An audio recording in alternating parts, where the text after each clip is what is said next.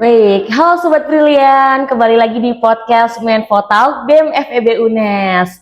Nah, pada kali ini saya bersama narasumber kita yaitu Bapak Muhammad Aulia Rahman LCMA.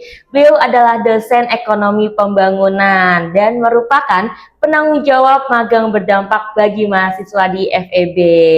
Selamat pagi, Pak Selamat pagi, Aul. selamat pagi, Mbak. Bagaimana kabarnya hari ini? Alhamdulillah sehat.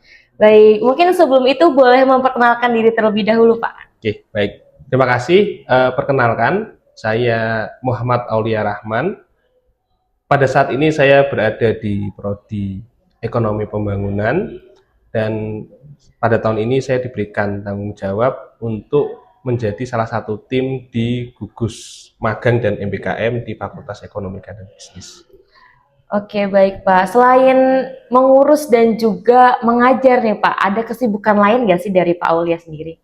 Ya, kalau untuk kesibukan beberapa relatif hampir sama, Mbak ya. Dosen misalkan ya kita tetap ada kewajiban untuk mengajar, penelitian ya, dan tridharma pengabdian terutama kemarin saat liburan semester.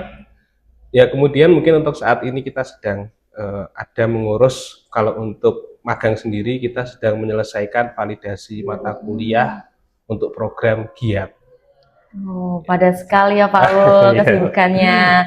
Tapi masih tetap bisa menyempatkan hadir di sini bersama kami. Terima kasih banyak Pak Aul. Sama, Mbak. Nah, untuk informasi MBKM dan magang berdampak selengkapnya, kita bisa banget nih berbincang-bincang langsung dengan ahlinya yaitu Pak Aulia Rahman.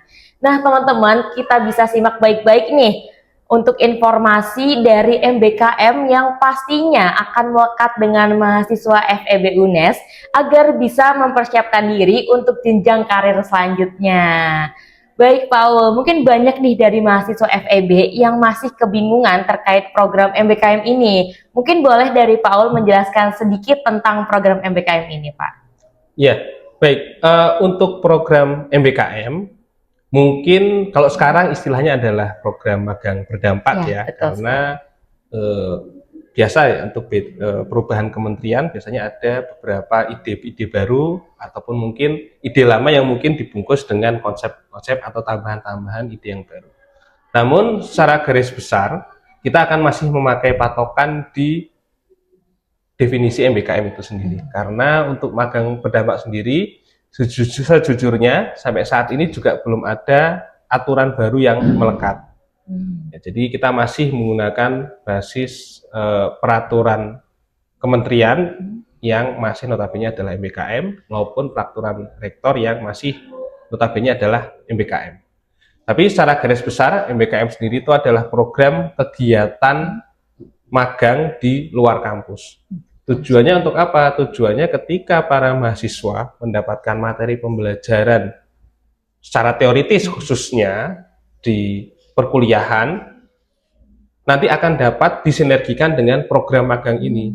Program magang ini adalah mahasiswa berkegiatan di luar kampus, khususnya di dunia-dunia industri ataupun instansi pemerintah ataupun berbadan hukum yang relevan dengan pembelajaran atau prodi yang diampu oleh mahasiswa. Harapannya nanti setelah mendapatkan pembelajaran teori, dapat juga pembelajaran secara praktis di lapangan melalui program magang tersebut.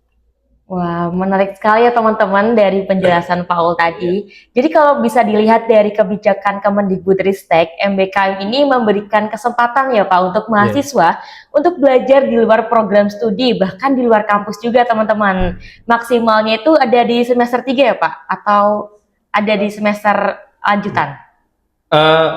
Minimal itu semester 5, artinya di semester 5 baru boleh mengikuti program magang ini.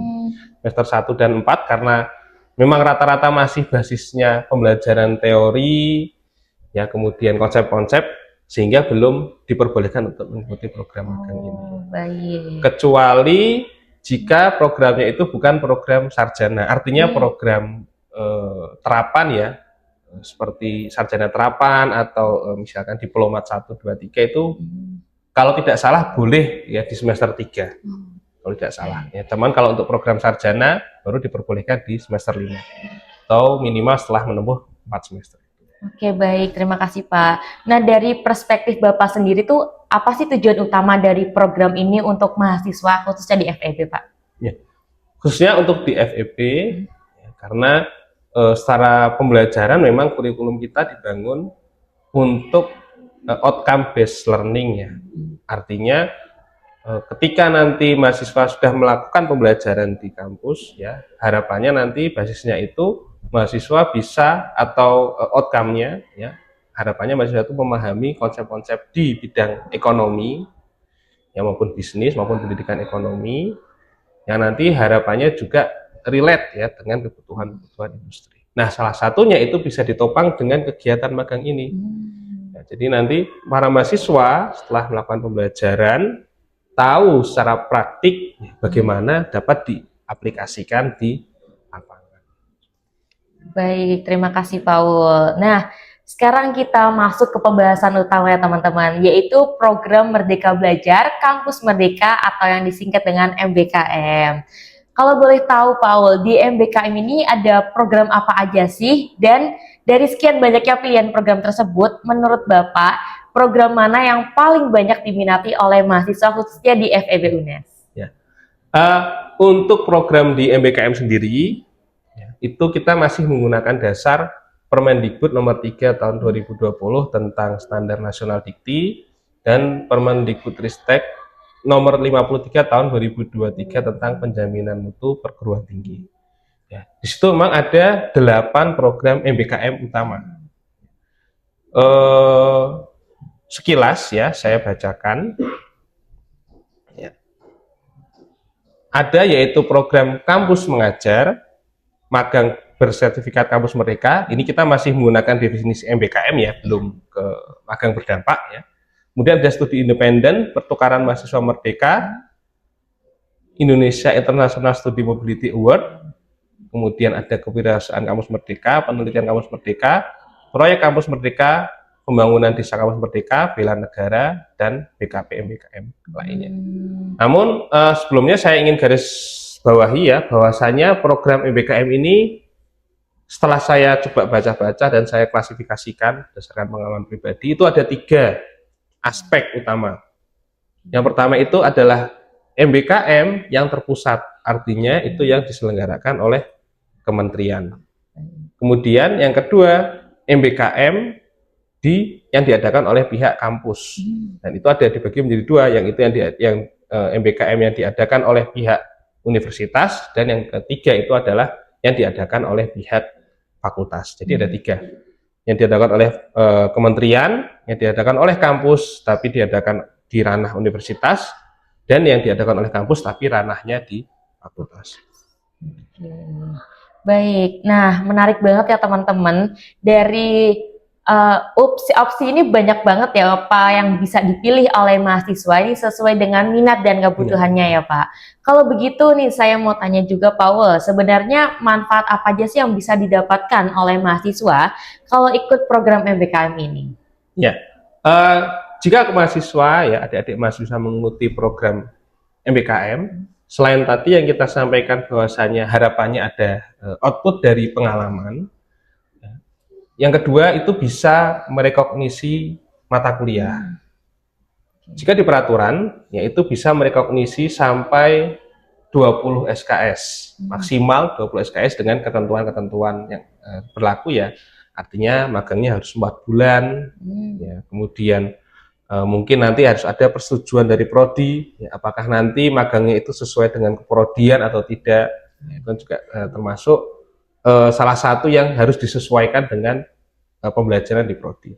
Selain rekognisi tadi, ya kan mahasiswa jelas tidak melakukan pembelajaran di dalam kampus, ya, dia melakukan pembelajaran di luar kampus.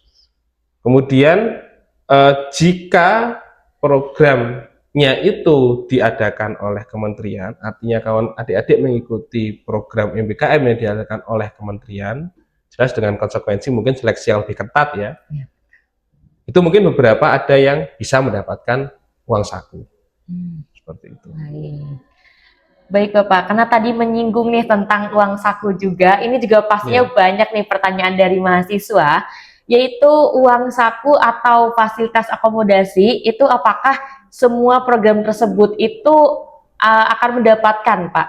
Bagaimana? Ya, kalau tadi untuk program-program MBKM yang digagas oleh kementerian dari pusat, kementerian pusat, itu setelah beberapa saya lihat, ya mungkin ini juga tidak mengikat ya, mungkin ada yang punya pandangan lain. Setelah saya beberapa melihat itu, beberapa memang difasilitasi, ya baik itu dari sisi akomodasi mungkin, ya maupun tadi misalkan ada akomodasi bulanan.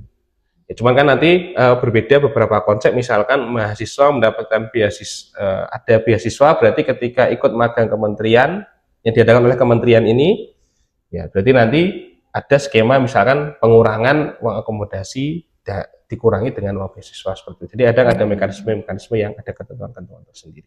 Ya tapi intinya secara garis besar biasanya ya program-program yang diadakan oleh kementerian, program magang yang diadakan oleh kementerian pusat, biasanya itu ada akomodasinya. Oke, baik. Berarti secara singkatnya tidak semua ya Pak, tidak semua program bisa mendapatkan.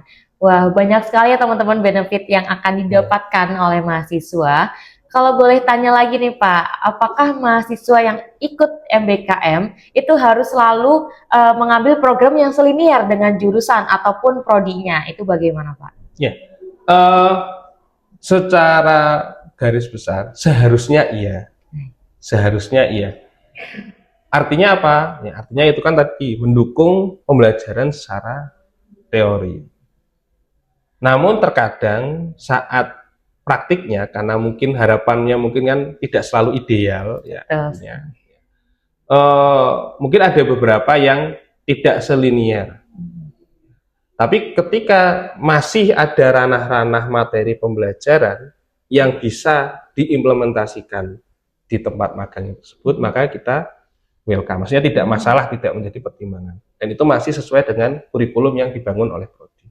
Tapi ketika misalkan dia terlalu tidak sesuai ya, dan ketika kan kita punya mata kuliah yang akan direkognisi dan itu tidak ada yang linier sama sekali, ya maka itu tidak bisa kita ambil. Oke, baik. Sudah jelas ya teman-teman bahwa lebih baik itu yang selinier ya Pak. Selinier itu sangat dianjurkan. Sekali. Karena nanti ya dampaknya terhadap mata kuliah yang ingin direkognisi. Bisa jadi nanti setelah melakukan magang ternyata dipantau oleh prodi ini kok tidak sesuai ya dengan mata kuliah yang akan direkognisi. Nah, itu nanti akhirnya bisa menjadi problem. Mahasiswa harus mengerjakan tugas-tugas lagi yang bisa mendukung rekognisi mata kuliah. Oke, baik. Tadi kan sudah dijelaskan ya Pak bahwa harus juga selinier. Nah, apakah ada persyaratan yang lain untuk bisa mengikuti program MBKM ini, khususnya bagi mahasiswa di FEB? Ya, untuk khusus yang program magang di FEB itu ada magang prigel, khusus yang diselenggarakan di FEB. Ya, kemudian untuk magang prigel sendiri itu punya beberapa persyaratan. Masing-masing prodi mungkin ada beberapa yang berbeda, tapi secara garis besar itu minimal sudah menempuh 100 SKS. Kemudian dia IPK-nya, IP kumulatifnya itu di atas 3. Kemudian dan itu diselenggarakan di semester 6. Itu ada untuk program magang prigel di FEB. Ya, cuman kan mungkin ada MBKM lain ya, misalnya kayak MBKM Giat itu juga punya ini sendiri, ketentuan sendiri. MBKM misalkan Lantip punya ketentuan sendiri, pertukaran mahasiswa itu punya ini sendiri ya, Project Independen Kemanusiaan itu punya ketentuan sendiri. Tapi yang di ranah fakultas itu hanya prigel. Oke, baik Bapak. Karena tadi juga sudah sedikit membahas tentang SKS nih Pak. Apakah setelah mahasiswa ini mengikuti program MBKM, itu semuanya akan dikonversikan SKS-nya Pak? Atau apakah ada program yang tidak bisa seperti itu? Ya, secara ideal itu bisa direkognisi semua. Istilahnya kita rekognisi ya dengan maksimal 20 SKS. Jadi anggap misalkan semester 6 ya, berarti hanya bisa merekognisi di 6 mata kuliah itu sendiri. Ya, di 20 SKS misalkan dengan 6 mata kuliah ya. Jadi dia hanya bisa mengkonversi atau merekognisi istilahnya di nama mata kuliah itu saja, di 20 SKS itu. Oke, baik Bapak. Nah, kira-kira pernah nggak sih Pak ada kasus terkait mahasiswa yang mengikuti program MBKM tapi nggak bisa dikonversikan ke SKS mereka, Pak? Apakah pernah? Untuk yang saya jalani di tahun ini kebetulan belum pernah. Cuman mungkin in case itu pernah ada ya, ketika tadi misalkan setelah kita kaji kok dia tidak terlalu linear. Sebagai contoh misalkan kita di ekonomi ya, di ekonomi bisnis itu kan biasanya berkaitan dengan perekonomian, misalkan bisnis ya. Kalau di misalkan di akuntansi di perpajakan, misalkan pendidikan ekonomi ya berkaitan dengan misalkan koperasi atau administrasi perkantoran ya. Tapi kebetulan orangnya misalkan magangnya di tempat pengadaan makanan minuman, atau mungkin kita ambil contoh misalkan dia di warung makan yang memang itu memang sesuai secara syarat minimal dia harus berbadan hukum. Tapi kan itu secara linearitas dengan mata kuliah kan sangat tidak sesuai. Iya, betul. Artinya itu nanti bisa menimbulkan problem. Dia akhirnya harus mengerjakan beberapa penugasan yang sesuai dengan mata kuliah yang direkomendasi. Baik Pak. Nah, mungkin dari Bapak ada trik atau cara nih Pak untuk kira-kira kasus tersebut ini tidak terjadi lagi. Bagaimana ada alur dari pendaftaran magang tersebut? Ya. Akhirnya memang di beberapa periode terakhir ya kita sempat melakukan screening ya. Artinya ketika mahasiswa ingin mengajukan magang itu kan harus mendapatkan persetujuan dulu atau ada surat pengantar minimal dari pejabat terkait ya, atau dari dalam hal ini adalah wakil dekan 1. Nah, maka nanti wakil dekan 1 ketika ada pengajuan itu nanti akan diseleksi oleh administrasi ya. Apakah periodenya itu sudah 4 bulan, kan di surat pengantar itu ada hal tersebut. Tempatnya sudah sesuai atau tidak misalkan. Kemudian instansi yang dia magang itu bergerak di bidang apa. Nah, kemudian itu screening awal. Screening kedua nanti dari sistem MBKM ketika mahasiswa setelah mendapatkan tempat magang dan dia nanti mendaftar di sistem MBKM. Nah, di sistem MBKM itu nanti di screening ulang oleh bagian administrasi atau gugus MBKM. Apakah nanti tempat magangnya itu sesuai, administrasinya sesuai atau tidak. Nah, itu harapan kita dengan screening itu nanti bisa mengurangi, ya, meminimalisir terjadinya tadi tempat-tempat magang yang tidak linear. Oke, baik. Nah, teman-teman mahasiswa bisa disimak baik-baik ya untuk alur pendaftarannya agar tidak salah dalam mengikuti program magang ini atau MBKM. Nah, Pak, kira-kira dari tiap semesternya itu ada berapa banyak sih Pak program magang yang diikuti oleh mahasiswa? Ya, untuk program magang sendiri yang bisa diikuti oleh mahasiswa, kalau untuk ranah yang di UNES, ya, itu jelas ada tadi Prigel yang digagas oleh fakultas, itu biasanya itu 1 tahun 1 kali, biasanya. Ya. Kemudian, walaupun mungkin nanti ada skema-skema lain ya, anggap ada biasanya ada periode kedua di tahun yang sama, tapi itu istilahnya ada di kes-kes khusus. Ya, kemudian ada kalau yang di fakultas itu, kalau di universitas nanti ada UNES Giat itu setahun ada 4 kali dibuka periodenya. Kemudian kalau untuk yang teman-teman di pendidikan itu ada UNES Lantip.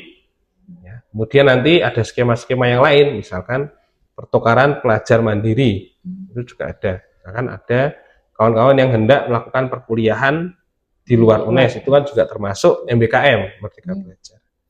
Kemudian kewirausahaan, penelitian, proyek kemanusiaan, ya, dan lain sebagainya. Cuman yang biasanya mungkin kawan-kawan bisa ikuti atau yang paling mainstream yaitu Prigel yang di fakultas, itu setahun sekali. Giat itu yang di universitas, biasanya nanti di semester 7.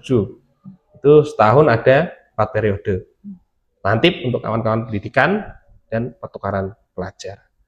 Kemudian untuk di ranah pusat atau kementerian, lagi-lagi ya, ini karena kebetulan baru berubah kementeriannya, ya, di istilah kata di split ya kementeriannya. Kalau yang sudah berjalan sebelumnya itu ada istilah kata MSIB. Kawan-kawan pernah dengar istilah MSIB, sekarang dirubah menjadi magang berdampak namanya. Yaitu juga yang sudah berjalan sebelumnya itu setiap semester dibuka. Cuman yang tahun kemarin memang hanya ada 1 tahun, karena mungkin karena tadi ya setelah ada pergantian dari kementerian, dan itu prosesnya juga mendaftar nanti dan nggak semua bisa diterima, yaitu tadi magang berdampak. Kemudian mungkin ada yang kawan-kawan pernah dengar PKKM Ormawa, ya. Kemudian ada IISMA, ya. Saya kalau tahun ini kurang tahu, kalau tahun kemarin masih ada, tapi tahun ini apakah akan dibuka lagi atau tidak, kita juga tidak tahu ya. Kemudian mungkin ada kampus mengajar, ya. Tapi saya juga kurang tahu apakah kampus mengajar ini masih dibuka atau tidak. Isu-isunya tidak dibuka lagi, isu-isunya. Tapi saya kurang tahu. Jadi kalau di kementerian yang mainstream itu biasanya 4 itu. MSIB atau sekarang kampus berdampak, kemudian IISMA yang International Student Mobility, kemudian PKKM Ormawa, ya, kemudian kampus mengajar. Biasanya yang mainstream 4 itu. Oke, baik Pak. Kira-kira dari tiap semester ini berapa banyak mahasiswa yang mendaftar program MBKM itu? Ya, biasanya kalau untuk Prigel sendiri itu peminatnya sangat banyak, ya, yang diadakan oleh fakultas itu. Biasanya hampir satu angkatan itu kurang lebih akan mengikuti kegiatan program magang ini. Ya, karena lagi-lagi sebagian besar itu akan mendapatkan dampak yang positif. Ya, artinya mereka bisa tahu ya kondisi di lapangan, bagaimana pekerjaannya. Kemudian untuk giat, karena itu adalah program wajib, berarti wajib diikuti. Ya, kemudian Lantip juga, UNES Lantip untuk kawan-kawan pendidikan juga biasanya wajib diikuti. Dan untuk pertukaran pelajar itu biasanya berbeda-beda setiap tahun ya. Untuk semester yang lalu, tahun yang lalu itu mungkin hampir ada 300-an atau 200-an mahasiswa ya dari satu prodi per prodi. Kemudian kalau untuk yang di kementerian seperti MSIB atau magang berdampak itu peminatnya juga lumayan ya, setiap prodi itu, tapi mungkin yang lolos mungkin hanya 10% dari yang mendaftar, 10% atau bahkan 5%. Kemudian kampus mengajar juga di tahun kemarin, tahun yang lalu itu juga banyak peminatnya, tapi yang lolos juga mungkin hanya 1% atau 5% ya dari yang mengajukan per prodi. Kemudian ISMA itu juga biasanya per prodi itu ada 1 atau 2 yang lolos. Ya, kemudian kalau PKKM Ormawa itu kan nanti kelompok ya, biasanya juga ada 1 atau 3 kelompok yang lolos setiap tahunnya. Oke, baik. Terima kasih banyak Bapak. Nah, kira-kira dari pihak fakultas sendiri nih, apakah ada harapan serta benefit bagi fakultas dari adanya program MBKM tersebut? Ya, dengan adanya program MBKM ini ya, sebenarnya untuk di tingkat fakultas itu nanti akan masuk yang namanya bentuk dari kerjasama di luar kampus. Kerjasama luar kampus, karena nanti ketika ada mahasiswa yang magang dengan instansi lain, nanti akan istilah kata secara tidak langsung, baik itu dari instansi, mengetahui bahwasanya kampus UNES ini sangat mendorong mahasiswanya untuk berkegiatan di luar kampus. Itu juga dari kampusnya sendiri, fakultas akan mengetahui bahwasanya instansi ini menerima dengan baik mahasiswa yang magang di tempat tersebut. Hanya terjalin minimal komunikasi kerjasama walaupun tidak terlalu intens. Itu yang pertama. Yang kedua juga dengan adanya program magang, akhirnya pihak fakultas itu akan bisa melakukan ya kegiatan perkuliahan di luar kampus. Jadi kan sama-sama istilah kata mahasiswa mendapatkan benefit, mitra yang akan dituju juga mendapatkan benefit ya secara kerjasama, secara kelembagaan, maupun nanti pas waktu mahasiswa di sana juga mitranya dapat benefit, misalkan dapat dibantu pekerjaannya ya. Dari pihak kampus juga dapat benefit. Selain kelembagaan tadi, juga bahwasanya kita bisa memfasilitasi kegiatan-kegiatan di luar kampus. Baik Bapak, terima kasih. Nah, selanjutnya ini kan tadi ada beberapa program ya Pak yang disebutkan oleh Pak Aul.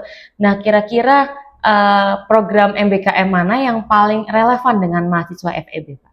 Ya.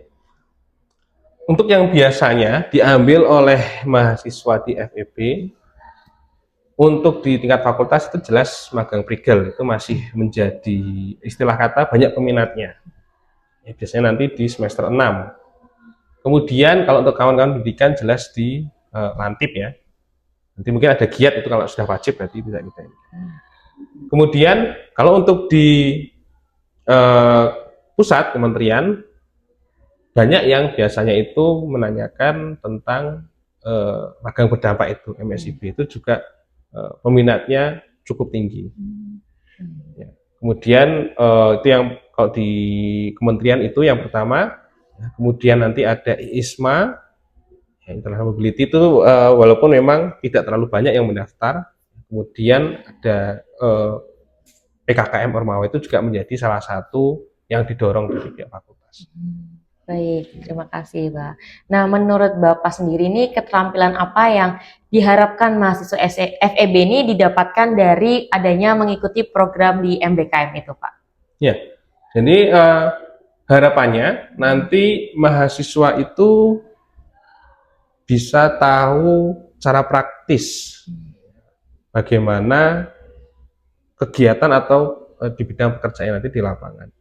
Sebagai contoh misalkan ya di ekonomi, yaitu ada materi tentang misalkan anggaran pemerintah atau kebijakan publik atau yang berkaitan dengan ekonomi politik. Nah, nanti ketika mahasiswa magang di instansi pemerintahan khususnya, mahasiswa itu bisa mengetahui misalkan bagaimana sih kira-kira proses pembentukan kebijakan atau bagaimana proses pembentukan perencanaan, bagaimana proses kelembagaan, akomodasi, konsolidasi antar misalkan urusan-urusan di pemerintahan. Ya, bagaimana kira-kira hubungan pemerintah dengan masyarakat itu bisa diimplementasikan secara langsung. Ya, kadang ada yang tidak bisa teknis dipelajari di mata kuliah, misalkan ya berkaitan dengan sosialisasi, misalkan dinas A terhadap masyarakat.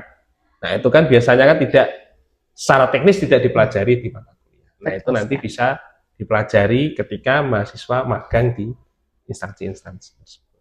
Baik, banyak sekali ya teman-teman yang bisa diharapkan oleh mahasiswa FEB. Namun selain itu, kira-kira ada apa aja sih Pak tantangan yang paling banyak nih dialami oleh mahasiswa khususnya di FEB saat mendaftar maupun melaksanakan program MBKM ini, Pak? Ya, untuk tantangan banyak juga. Ya, in case harapannya sih semua berjalan dengan lancar. Betul. Ya. Tapi memang di beberapa kasus memang ada beberapa tantangan atau kendala. Yang paling utama memang terutama di saat pendaftaran. Terkadang ketika kita tidak mendaftar jauh-jauh hari, ya, instansi itu kesulitan untuk menerima kita sesuai dengan jadwal yang ditetapkan oleh fakultas. Karena lagi-lagi instansi mungkin dalam periode 6 bulan ya, atau mungkin bahkan dalam 1 tahun itu dia sudah punya planning masing-masing atau bahkan dari pihak kampus lain sudah ada yang mendaftar magang di instansi tersebut. Ya, artinya nggak bisa misalkan kita mendaftar di Januari ingin magang di Februari secara langsung, itu kan terkadang tidak semua instansi bisa menerima itu. Ya. Jadi memang itu kendalanya ketika kita ingin magang di suatu tempat ataupun bahkan instansinya itu bonafit, kita harus persiapkan jauh-jauh hari. Ya. Nanti harapannya kita bisa diterima di tempat tersebut. Itu untuk dari sisi pendaftarannya. Ya, walaupun memang secara garis besar hampir 90% itu instansi mau menerima, hampir 80-90% itu mau menerima mahasiswa magang. Cuman kadang terbatas kendalanya di waktu-waktu tersebut. Ya, hampir 20% itu terkendala di waktu-waktunya. Ya. Kemudian yang kedua itu yang paling banyak disoroti itu biasanya itu berkaitan dengan job desk nanti ketika di sana. Terkadang ketika sebuah instansi kelembagaan yang ada di situ tidak berjalan dengan baik, terutama ketika mengatur terkait mahasiswa magang, kan biasanya kan ketika instansi mau menerima mahasiswa magang, di sana sudah ada nih penanggung jawab yang akan melakukan atau menerima magangnya. Nanti diberikan tugas apa, penilaiannya bagaimana, seharusnya sudah ada. Itu kan berarti secara kelembagaan sudah bagus. Kan kadang ada yang belum tersusun dengan rapi. Nah itu kadang nanti secara job desk juga tidak diberikan secara maksimal.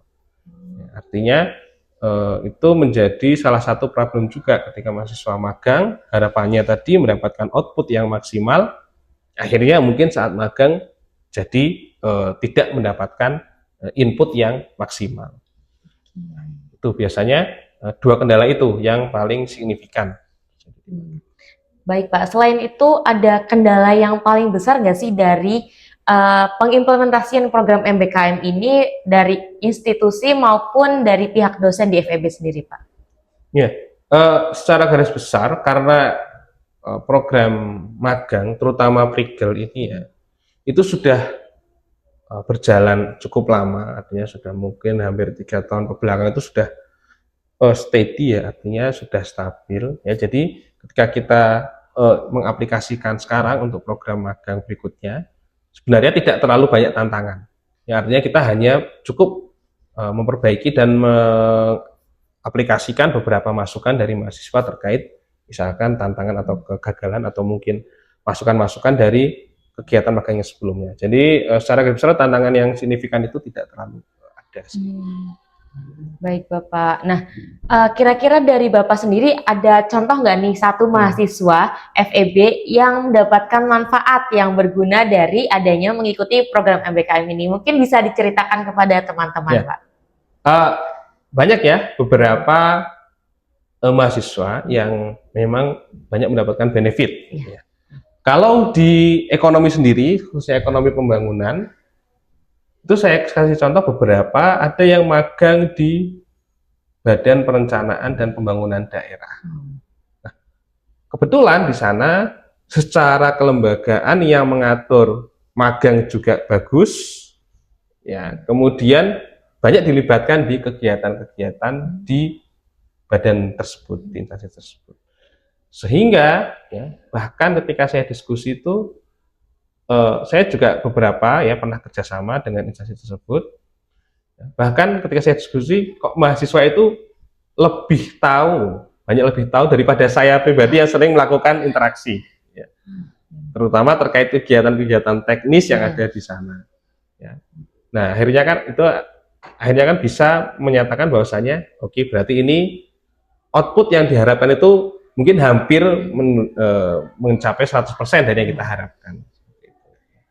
Kemudian ada juga ya yang in case ya beberapa hampir mirip ya. Ada yang ada di Kementerian Pusat yaitu pada waktu itu yang memang bahkan dilibatkan dalam penyusunan dokumen-dokumen kebijakan. Wow. Walaupun memang bukan yang secara langsung ya, tapi sebagai tenaga support artinya kan itu sudah banyak memberikan input baru kepada mahasiswa. Baik, ternyata banyak sekali ya Pak manfaat dan juga dampak untuk teman-teman, apalagi nanti di dunia kerja, karena magang ini juga kan pelaksanaannya di luar kampus teman-teman. Nah, mungkin dari Bapak sendiri ada tips gak sih untuk mahasiswa ini agar bisa lebih maksimal dalam memanfaatkan kesempatannya dalam mengikuti program MBKM? Ya, terutama untuk mengikuti program kegiatan magang Prigel, ya, untuk saya pribadi, jika memungkinkan memang disiapkan jauh-jauh hari, agar nanti ketika kawan-kawan ingin istilah kata ya, ingin meng-apply ke sebuah instansi, itu sudah jauh-jauh hari dipersiapkan, terutama untuk ketika kita ingin menebus, misalnya memasukkan surat di situ ya. Jadi nanti agar nanti instansi tersebut bisa spare waktu. Ya, kira-kira ini nanti bisa dimasukkan di periode kapan. Ya, jadi kalau semakin lama, nanti semakin peluang untuk bisa masuknya itu semakin tinggi. Karena mungkin kalau lagi-lagi misalnya kalau mungkin ada tahap seleksi dan lain sebagainya bisa diikuti. Ya kalau misalkan sudah agak mepet kan tidak memungkinkan ya untuk seleksi dan lain sebagainya. Ya, jadi waktu itu yang dipersiapkan. Kemudian jika memungkinkan dibuat seperti mini proposal ketika ingin apply. Jadi saya ingin magang di instansi ini, saya punya proposal, harapannya nanti ini menjadi input saya untuk outputnya ABC, seperti itu. Nah, kemudian jika memungkinkan, ya kawan-kawan nanti bisa berdiskusi dengan kakak tingkatnya. Oh iya. Ya, misalkan kakak tingkat ada yang magang di instansi A, di instansi B, nanti bisa sharing di situ. Kira-kira bagaimana ya secara teknis magang di sana itu susah, enaknya gimana, kalau kesahnya bagaimana. Nah, jadi kemudian secara kelembagaannya bagaimana, apakah nanti dibimbing dengan baik atau bagaimana. Nah, kalau itu informasi itu sudah banyak didapat, nah itu nanti bisa menjadi pertimbangan. Atau bisa nanti misalkan kakak tingkatnya bilang, oh di instansi ini enak, nah nanti kan bisa ngapply ke situ. Nah, seperti itu. Jadi tadi spare waktu yang agak panjang, ya. Kemudian kalau bisa banyak berdiskusi dengan kakak tingkat untuk mendapatkan rekomendasi misalkan ya, atau cerita-cerita pengalaman-pengalaman saat magang. Dan itu nanti bisa menjadi salah satu tujuan tempat magangnya. Oke, nah itu dia teman-teman. Jadi teman-teman harus memplanning ya Pak sejak awal agar bisa lebih pasti nih mana yang mau dituju, dan juga teman-teman harus bisa berkenalan ya sama kakak tingkatnya. Jangan mencari tahu sendiri ya, karena pastinya dari lewat kakak tingkat itu pasti mereka juga mempunyai pengalaman yang lebih seperti itu. Nah, kira-kira nih Pak, ada web atau informasi apa nih yang difasilitasi dari kampus maupun fakultas yang bisa diakses oleh mahasiswa terkait MBKM? Ya, kalau untuk informasi itu nanti biasanya akan diinformasikan ya. Kalau itu pihak, jadi kan kayak tadi program magang itu diadakan oleh tiga ya aktor utama, tiga penyelenggara utama: Kementerian Pusat, Universitas, Fakultas. Kalau fakultas itu biasanya kan ranah dosen-dosen atau ranah kami, tim khusus MBKM. Itu nanti biasanya akan kita banyak informasikan, baik itu di media sosial atau melalui misalkan korprodi ya, ataupun nanti melalui komting-komting di masing-masing prodi. Ya. Cuma nanti kalau misalkan nanti sudah masuk ke ranah program-program magang universitas ataupun kementerian, itu berarti nanti yang mensosialisasikan, menyampaikan informasi itu nanti dari pihak-pihak yang penyelenggara ini. Jadi secara garis besar kami memang memiliki tanggung jawab mengakomodir program magang yang ada di tingkat fakultas. Ya, nanti kita memang sering nanti mengarahkan ya, yang di tadi program magang PIGEL tadi mengarahkan bagaimana tata caranya ya. Kalaupun nanti misalkan ada beberapa yang miss, kita juga ingatkan ya. Kemudian terutama kita akan maintain juga di sistem MBKM, karena sistem itu nanti yang akan memantau secara periodik bagaimana kegiatan magang mahasiswa. Baik Bapak, nah dari pihak FEB sendiri ini ada bentuk kerjasama nggak sih Pak dengan perusahaan maupun industri dalam mendukung adanya program MBKM ini? Nah, dari kami memang ada beberapa ya sudah melakukan kerjasama ya. Namun lagi-lagi karena mungkin ya kita belum bisa mengakomodir ke semua mahasiswa ya, akhirnya memang kita menyerahkan lagi masing-masing kepada mahasiswa untuk dapat secara mandiri menentukan tempat magangnya.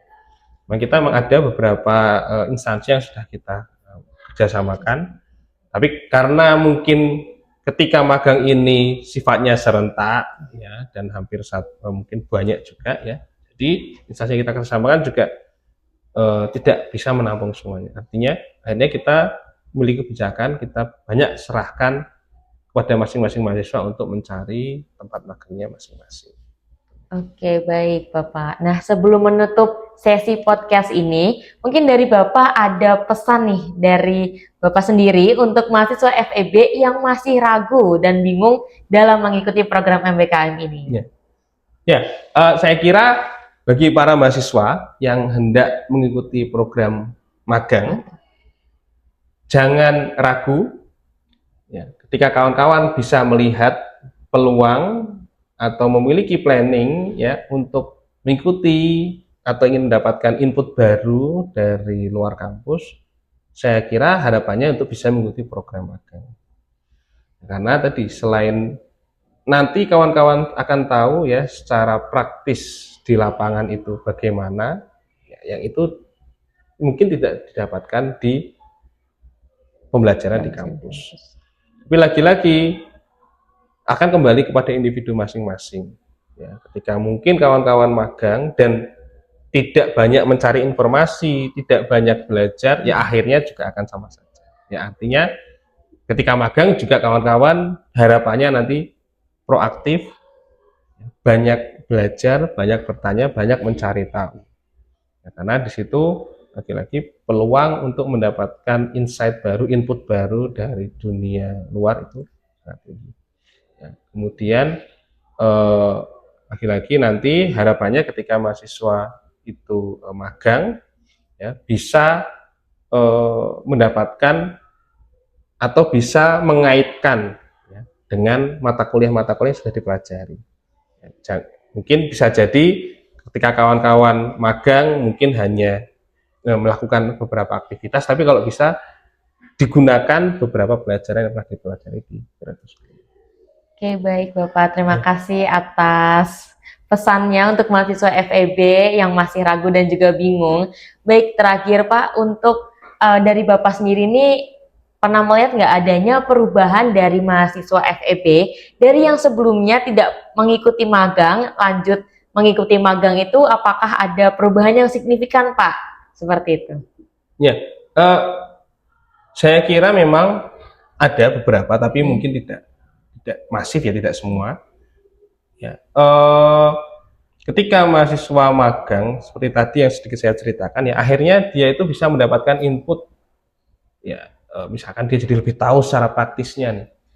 Ya, kemudian ada misalkan mahasiswa itu setelah magang dia melanjutkan topik skripsinya dari data-data atau dari kegiatan-kegiatan dia di magang tersebut. Itu juga ada. Bahkan mahasiswa bimbingan saya juga ada yang terinspirasi penelitiannya itu dari kegiatan magangnya itu. Ya. Kemudian bahkan di beberapa periode sebelumnya, kalau tidak salah itu ada alumni tahun 2019 atau tahun 2020, saya agak lupa. Itu dari prodi kami, ya, di prodi EP. Ya, itu kebetulan magang di instansi pemerintah di Kota Semarang. Nah, kemudian setelah selesai, ya, dilihat kinerjanya bagus nih. Ya, kemudian lulus, ya, kemudian ketika ada perekrutan, dia menjadi salah satu kandidat yang ditawari. Nah, artinya itu ada beberapa bentuk, ya, output baru, ya, bagi mahasiswa, mungkin perubahan baik itu secara sikap ataupun intelektual ataupun mungkin dari etos kerja.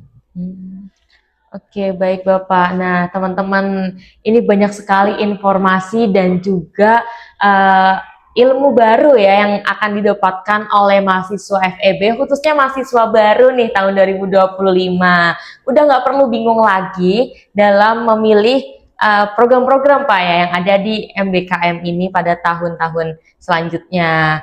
Nah, tadi kan sudah dibahas tuntas, ya, oleh Bapak Aulia selaku penanggung jawab magang berdampak, ya Pak, di Prodi Ekonomi Pembangunan. Kami ucapkan terima kasih banyak kepada Bapak Aulia Rahman LCMA yang sudah berkenan untuk menjadi narasumber kita pada hari ini. Semoga apa yang bisa disampaikan oleh Pak Aul sendiri bisa bermanfaat bagi teman-teman mahasiswa FEB ke depannya. Baik, sebelum itu mungkin selanjutnya nanti dari teman-teman yang akan bertanya-tanya, ya Pak, bisa melalui gugus MBKM-nya prodi masing-masing, seperti itu. Baik, mungkin itu saja untuk podcast kita pada hari ini, Bapak Aulia Rahman. Sampai jumpa di kesempatan berikutnya, Pak Aul. Semoga kita masih bisa berbincang-bincang kembali. Baik, mahasiswa FEB, sampai jumpa di podcast Menfotal selanjutnya. See you.